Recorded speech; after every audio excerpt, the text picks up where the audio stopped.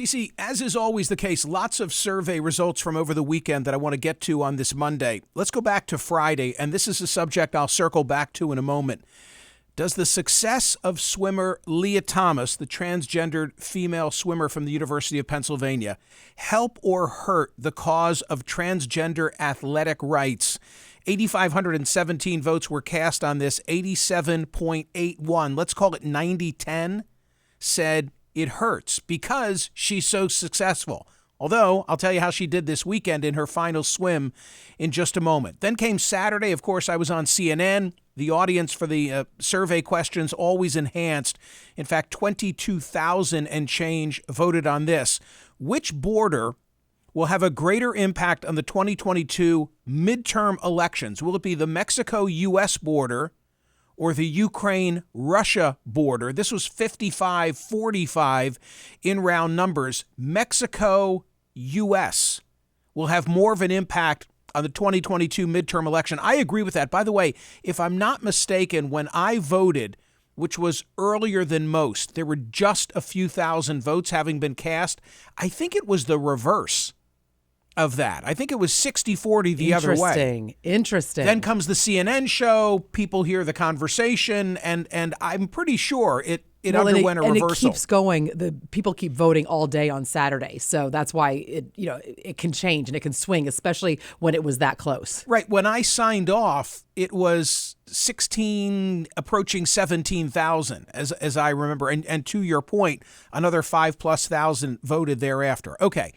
Yesterday's survey question leads into today's, and it was unintentional on my part. I thought of it independent of this. Peter Meltzer, who is a wordsmith, the thinker's thesaurus among his books, and a Philadelphia-based lawyer, he actually suggested yesterday's survey question. Yes, we're amenable to suggestions, but they have to be tight, and I liked it. His question was this: when the war ends, when should sanctions against Russia be lifted?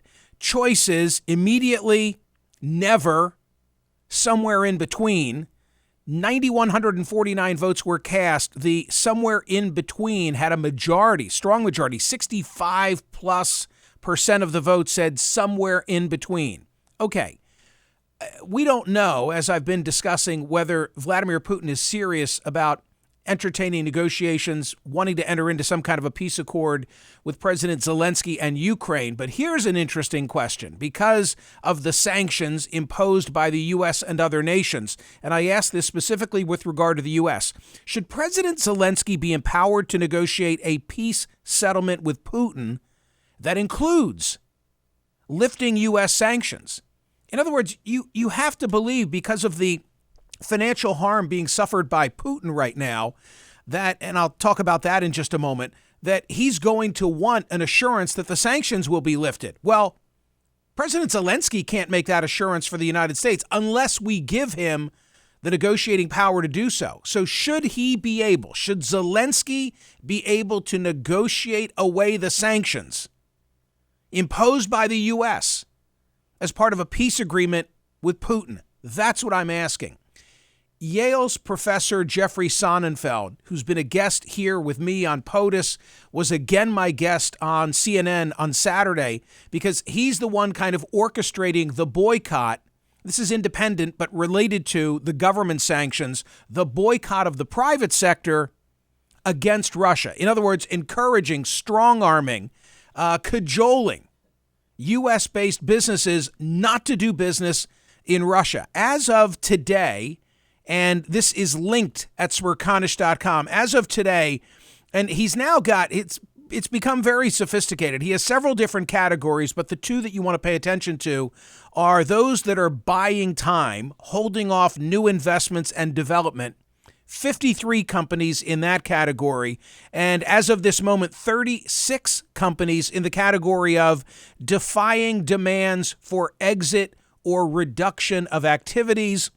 I guess I could read all 36 to you. I don't know if I will. Should I, TC? Should I read all 36? Should I name them? Well, I feel like if you start down that road, right, you need to name all of them. So maybe it's best to have people go to the website and take a look at that list. Or I could just nail it in 30 seconds. Wow, could you? Want me to time you? Here you go. Air Products, AstraZeneca, Asus, Auschel Retail, AUCHAL, Ball Corporation, BNP, Bose, Calfrac, Well Service, Cloudflare, Credit Suisse, Decathlon, Elsevier, Emerson Electric, Emirates Airlines, Fortive, Geberit, Glencore, Grief, Gruma, ID Logistics, International Paper, IPG, Photonics, Koch Industries, Leroy Merlin, Liebrecht & Wood, Manitowoc, Metro, Oriflame Cosmetics, Polpharma, PPG, Rathens, Renault, Rockwool, SC Johnson, Societe Generale, Subway, and Young Living. And of course, Subway makes me think of Nancy,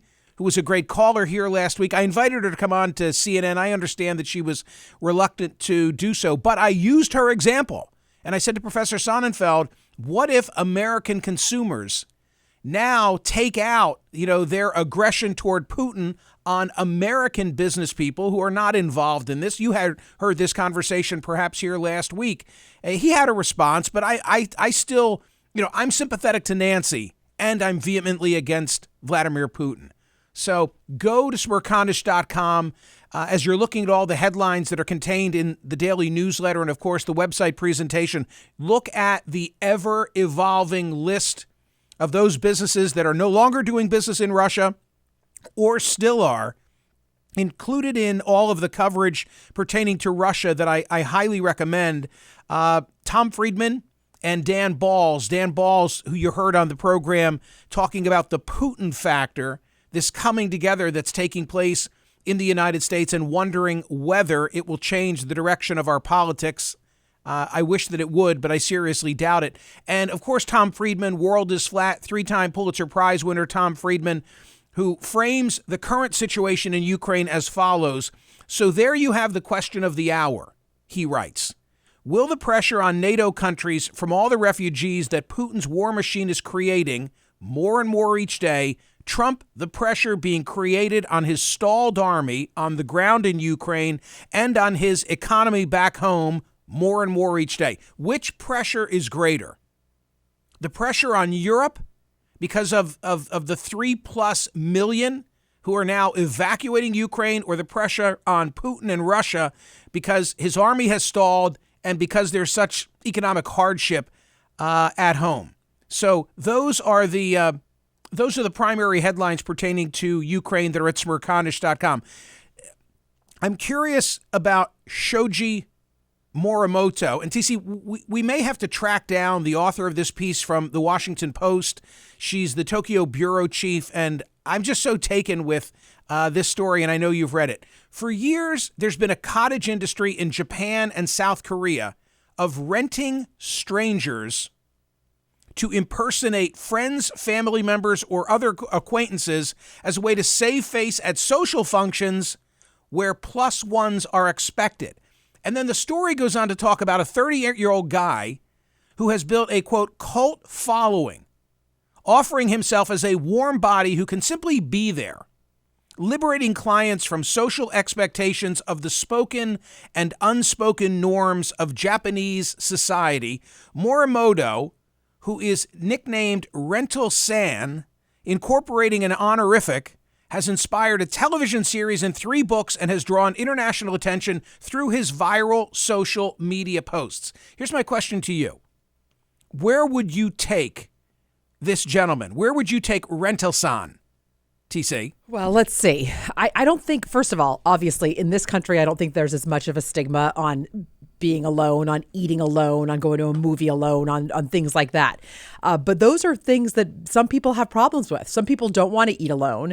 They don't want to go to a restaurant alone. They don't want to go to a movie alone. So maybe that as like a platonic, I don't know, friend, is if you don't have a friend that you can go to a movie with. Is that the kind of thing that would make sense? When I was first starting at CNN, I was in New York on I would finish the POTUS program, get on a train, go to New York, work at CNN, then I'd go to dinner. Wait, I just had a great idea about where he could be for you. And then I would go to dinner, and then I would get up and do the CNN show, and then I would take the train back. And then CNN said, hey, you know what? You've got a good thing going in Philly. Stay there, use the studio in Philadelphia, deliver the program from there, and accept except in unusual circumstances where I'm in Washington or New York, I do the CNN program from a studio, a standalone studio in Philadelphia. And I'm very comfortable there, and I'm very grateful to CNN for allowing me to do that. I also think it allows me to stay sort of out of the bubble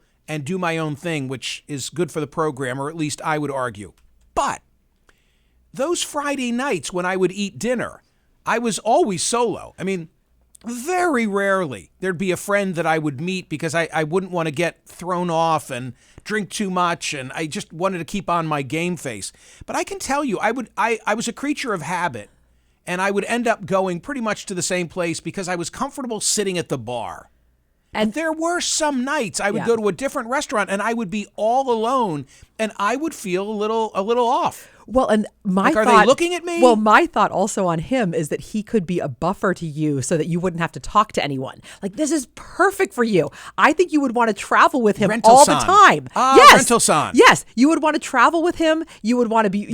Train, plane. Like, he is like a built-in quiet car for you. No one can talk to you. No one can say hi to you. You're very busy. You have this acquaintance with you. You might be working. Do you know what I mean? Like, this is... I thought of a couple. Okay, so one, I thought of four. Okay, wow. So one is restaurant. This is for me. For you. For me. Yeah. Train. Yeah. Plane. Automobile. HOV lane. Oh, yes. HOV lane, like Larry David with the hooker at Dodger Stadium. We were just in an HOV lane. Although you know, usually Liberal Paul is up for going to any concert. What if I wanted to go see a show at the last minute and he was unavailable as my date for the concert? Because it's better to have someone with you? I think I would feel unusual going to... I went... years ago, I went to a Peter Frampton concert alone. But yeah, like if you're sitting there, especially there's an empty seat, like I could take Rental-san. I mean, I think this guy is perfect for you. Because the thing about it is, it's just someone who's arm's length. Like, you don't have to get involved. Right. It's hysterical. I don't have to speak to him. No. Okay, so here are some of his gigs. Okay. They've run the gamut.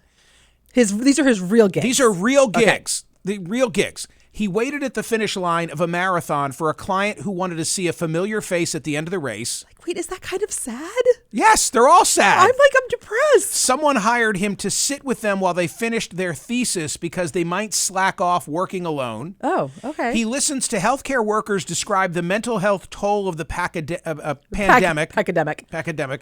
He charges 10,000 yen. That's about $85 per session. And is most frequently hired to accompany people who are at a turning point in life. This is sad. Who want to rewrite traumatic memories or experience a vulnerable moment they feel uncomfortable sharing with friends or family. He'll just be there with no judgment and away from your personal space. One woman hired him to accompany her as she filed her divorce papers. Oof. He once sat with a client for a hemorrhoid surgery consultation with plenty of graphic photos. Someone hired him for a dramatic farewell as they boarded a bullet train to move from Tokyo to Osaka. He showed up and waved goodbye. So I'm trying to get inside that person's head. So they're moving and they don't have anyone. Okay, this is also sad. Like, they don't have anybody to actually say goodbye to them. So in front, they obviously know that they're hiring him, but no one around does. So in their mind, when they're sitting in the train, they then feel what? Better because everybody around them thinks that there's someone that, waving goodbye. They don't want to be the only one, I guess, that doesn't have someone sending them off. And I mean, to me, this is both funny and also really tragic. You just said the word moving. Like, disabuse yourself of the idea that Rental-san is going to help you move. Like, he's not coming over to pack. No. He doesn't pack up boxes. No. He's just there. He's just there. You are renting his presence. When I'm not helping with something around the house, I often say that I'm just there for moral support. So perhaps that's what it is. I just thought of something. I just thought of a business. Cameo and how we both get a kick out of the videos. Yes. Cameo, you pay $100, $200, and Michael Cohen records a birthday message for you. Alton Brown. I wonder if Cameo has taken to the next level that you rent Michael Cohen. He's top of mind because I was on his podcast recently. I don't think that's a whole nother ball game. Oh yeah. Think about what you going out to speak. Right. Okay, now think about everything that goes into that. The travel expenses, the being seen in person. That's totally different. That's a celebrity. This is the whole point of this is that it's supposed to be someone that's personal to whoever is renting it. But now you're having a dinner party, and just to throw a curve into the evening and make it interesting. I mean, I guess you could. Michael Cohen is sitting there. Hey. Oh yeah, here's my friend Michael Cohen. Wait, the president's fixer? Is it now Soji Morimoto? Is he getting too famous to do this? Right. People would see him and be like, "Oh my God, hey Soji." Right. And what about if you're actually he's rental son to you? Oh, I'm sorry. What if you're actually his friend, but then people see you with him and think, like, what's going on here? I love it. Okay. Anyway, that story's at Smerconish.com. We got to go back to that. May have to come back to it. From ABC News at Smerconish.com. How come some people don't get COVID? Me. And but have you had it in your family? No. When it first began in March of 2020, you'll remember this when I tell you, son number 2 had been on spring break in Cabo. It was right on the line of should he go, should he not go? And thereafter, when we first went through a round of testing, he had the antibodies. So he obviously had it. He must have had it, right. But really didn't. He was really asymptomatic. But you know this, and I don't know if I've ever even said this on air. Joey and Emma, my husband and my daughter, both had it over Christmas. We were literally about to go to a big family event Christmas Eve. Emma tested positive. We locked down. And then 2 days later, Joey tested positive. And then they were masks off. We were completely normal because I figured if Joey was who I was worried about, I was like, okay, I'll get it. I don't care. And I never tested positive. And we tested all the time. Remember that over Christmas we were testing every single day. Well, we were about to be. You had with the baby, right? And we couldn't get close to the baby unless we swabbed. But I know I never tested positive. Nor have I. Public health experts say it's not inevitable Americans who have not gotten COVID eventually will. Wow. And that there are several reasons that people have been able to avoid infection so far, including certain behaviors such as being serious about masking and social distancing, vaccination rates, and maybe even genetics. And they quote an infectious disease expert from Johns Hopkins as saying that there were many people who were at very high risk for HIV and similarly didn't contract the disease. Okay, I've got to get this in. I'm mindful of the clock, but I've got to get this in. A story from the New York Times. Shane Goldmacher wrote it. Read it. I keep talking about the U.S. Senate race here in Pennsylvania, which on the Republican side, among others, I always have to say that because there are a lot of people running, but you've got Dave McCormick, the hedge fund guy, and Dr. Oz, a name that's well known to all of you. So the story that the Times published over the weekend is one of McCormick deciding he's going to run for the U.S. Senate. His wife, Dina Powell McCormick, had served in the Trump administration, so the McCormicks are known to Donald Trump. Dr. Oz is obviously known to Donald Trump, and Donald Trump had been on Dr. Oz's television program at the height of Trump's first campaign. So both men are competing for Trump's affections. Dr. Oz and his wife make the pilgrimage to Mar-a-Lago. And according to the New York Times, as Mr. McCormick and his wife, now atop Goldman Sachs executive, made their case, the topic soon turned to the electability of Dr. Oz and his Turkish-American heritage, which has since become a central point of contention in the campaign. At one point, Ms. Powell McCormick, herself an Egyptian-born Coptic Christian who is fluent in Arabic, pulled out a picture that showed Dr. Oz alongside others wearing Muslim head coverings, according to 4 people briefed in detail on the exchange, which has not been previously reported. The people briefed on the conversation said that Ms. Powell McCormick told Trump the fact that Dr. Oz was a Muslim would be a political liability in parts of Pennsylvania. By the way, the McCormick campaign denies the account. They insist that the McCormicks have focused only on Oz's ties to Turkey as a liability. Well, I was then curious to see, what do you see online? And the Times points this out when you go looking of images of Dr. Oz maybe in a setting that is Muslim. What you find is a 2019 funeral in Istanbul for his father, where Dr. Oz is looking very, well, coat and tie, very Western, surrounded by people wearing Muslim head coverings, you can watch this video, and there are Quranic verses on the casket. I mean, frankly, I found it tragic. I'm looking at the funeral of Dr. Oz. But I read the story, and I thought, first of all, they deny it. I could see it. I mean, I could certainly see, Mr. President, take a look at this. Like, do you really think this is going to work in Pennsylvania? Well, if you really want to play that game, don't you think you could say to Pennsylvania voters, the type who this would be of significance to, hey, psst, how about McCormick's wife? You know that she's Egyptian, right? You know she speaks Arabic. I mean, of all the people, again, they deny it. They deny it, but it's a hell of a story. I'm running out of time. The world's happiest countries. Read the list from CNN.com. TC, you've read the list, so I guess I can't ask you, who do you think is happiest? I knew it was going to top with those countries, though. You knew it would be Scandinavia. I knew it. Yeah. I just knew it. Finland, yeah. Denmark, Iceland. Denmark, Iceland. I'm not putting obviously in the category of Scandinavia. Switzerland, Netherlands, Luxembourg, Sweden, Norway, Israel, New Zealand, Austria, Australia, Ireland, Germany, Canada. You got to go to 16 to get to the United States, which is right before the UK at number 17. Surprise to me, I thought New Zealand was going to be higher. I thought New Zealand was going to be much higher. And then two final quick mentions. I mentioned Leah Thomas because she was the focus of a survey question on Friday. In her last swim of this historic season of hers, she placed 8th at the NCAA National Championship. The Virginia Tech swimmer who was behind her has now spoken out. Her name is Rekha Gorky, a two-time ACC champion and All-American.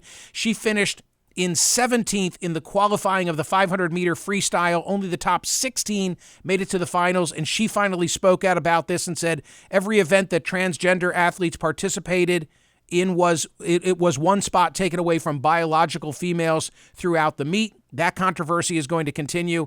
And then finally, there's this from the Philadelphia Inquirer. I heard that there had been an underwater discovery made of someone who'd been missing for a long, long time. And my first thought, and you know this case well, TC, my first thought was Danielle Imbo and Rich Patrone. Because in 2005, this couple was on South Street in Philadelphia, a very busy, vibrant nightlife area. They walk out of a bar, get in his truck, and have never been seen again. And it was just on the cusp of cameras everywhere, because I maintain this would never happen again. Law enforcement has tried everything. It's now been 17 years, and they've not found that couple. It's not them. Instead, it was a 38-year-old guy who was working the late shift, the overnight shift for UPS. He was diabetic, and now they think that he was found in the Darby Creek, right at a marina. And they think as he was en route to pick up his then 3- and 5-year-old daughters that he had maybe, what's the lingo that I'm looking for? A diabetic coma or a some type reaction? Of an event. Yeah. Some type of how about this? Some type of event relative to his diabetes, and he drove into the Darby Creek. Ugh. And you have to read the story because there's this like YouTube element of it, of these people who are out there now solving cases, underwater cases of missing individuals.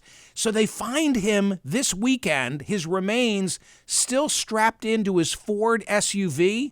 The marina, this is heartbreaking. The marina has been regentrified and they've constructed a nightclub or restaurant or some such thing. There was a pylon that had been drilled through the engine block of his SUV. So somehow when they're putting in the marina a couple of years ago, they drive a pylon in. Didn't they do any underwater? Don't they do any type of reconnaissance before they go doing that drilling for construction? So there are still a lot of questions. And I say this, his name is Jimmy Amabile, I believe is the pronunciation. And the family, they finally get closure. They're no happier, but at least they get closure. I don't think that there has been, as of this second in time, 100% confirmation, but it's one of these stories where everybody knows, wow, they found him. Anyway, lots and lots of headlines at Smerconish.com. Lots and lots of headlines at Smerconish.com. They're all in the newsletter today. Register for the newsletter, and I'll see you tomorrow.